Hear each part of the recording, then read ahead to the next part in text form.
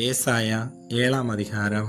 உசியாவினுடைய குமாரனாகிய யோதாமின் குமாரன் ஆகாஸ் என்னும் யூதா தேசத்து ராஜாவின் நாட்களிலே ரேத்சீன் என்னும் சிரியாவின் ராஜாவும் ரெமலியாவின் குமாரனாகிய பெக்கா என்னும் இஸ்ரவேலின் ராஜாவும் எருசலேமின் மேல் யுத்தம் பண்ண வந்தார்கள்.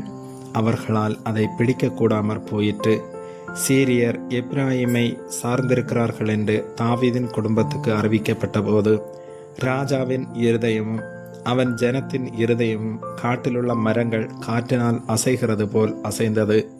அப்பொழுது கர்த்தர் ஏசாயாவை நோக்கி, நீயும் உன் மகன் சேயார் யாசூபுமாக மன்னார்துறை வெளியிலுள்ள மேற்குளத்து மதகின் கடைசி மட்டும் ஆகாசுக்கு எதிர்கொண்டு போய் நீ அவனை நோக்கி, சீரியர் எப்ராயிமோடும் ரெமலியாவின் மகனோடும் உனக்கு விரோதமாக துராலோசனை பண்ணி நாம் யூதாவுக்கு விரோதமாய் போய் அதை நெருக்கி அதை நமக்குள்ளே பங்கிட்டு கொண்டு அதற்கு தபேலியாலின் குமாரனை ராஜாவாக ஏற்படுத்துவோம் என்று சொன்னது நிமித்தம் நீ பயப்படாமல் அமர்ந்திருக்க பார். இந்த 2 புகைகிற கொள்ளிக்கட்டைகளாகிய சீரியரோடே வந்த ரேத்சீனும் ரெமலியாவின் மகனும் கொண்ட உக்கிரவ கோபத்து நிமித்தம் உன் இருதயம் துவள வேண்டாம். கர்த்தராகிய ஆண்டவர் அந்த ஆலோசனை நிலை நிற்பதில்லை, அதன்படி சம்பவிப்பதுமில்லை. சீரியாவின் தலை தமஸ்கு, தமஸ்குவின் தலை ரேத்சீன்.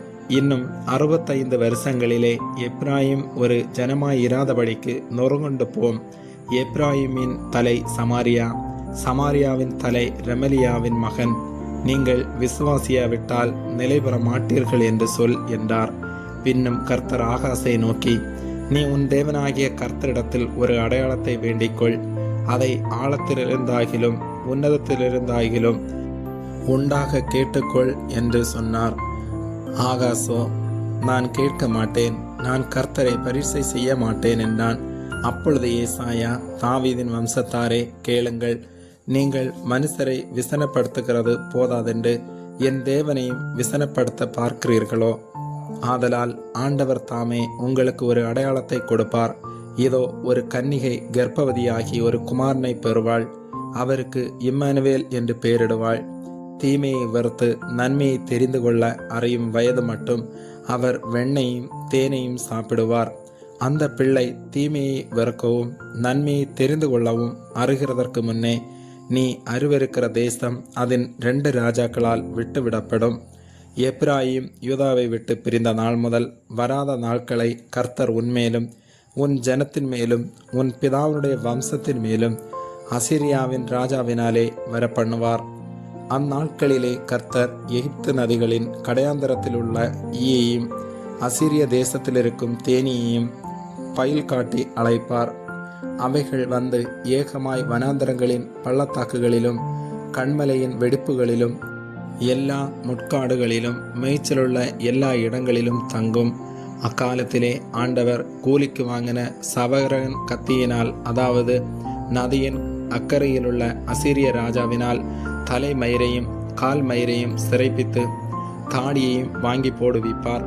அக்காலத்தில் ஒருவன் ஒரு இளம் பசுவையும் 2 ஆடுகளையும் வளர்த்தால் அவைகள் பூரணமாய் பால் கறக்கிறபடியினால் வெண்ணெயை சாப்பிடுவான்.